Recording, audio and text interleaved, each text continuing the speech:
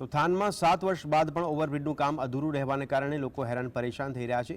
42 કરોડના ખર્ચે 2018માં ઓવરબ્રિજ નિર્માણનું કામ હાથ ધરવામાં આવ્યું હતું।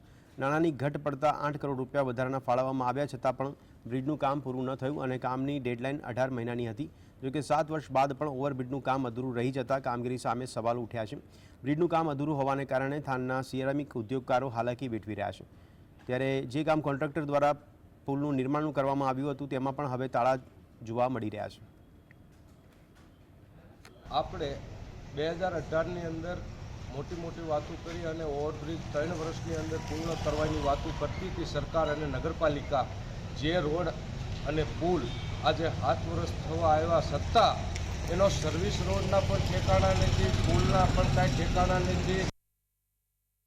અમે 7 વર્ષથી એટલા બધા અહીંયા હેરાન થઈ છીએ કે એટલી બધી ધૂળ ડમરી અહીંયા ઉડે છે કે અમારો જે માલ મટીરિયલ એટલું બગડે છે વર્ષે કે એની તમે વાત જ જવા દો। અને બધાએ દુકાનોવાળા બંધ કરી અને બહાર જતા રહ્યા છે। થાનગઢમાં લગભગ મારા ખ્યાલથી આશરે 7 વર્ષથી ઓવરબ્રિજનું કામ ચાલે છે। પબ્લિક એટલી બધી હેરાન થાય છે કે ન પૂછો વાત।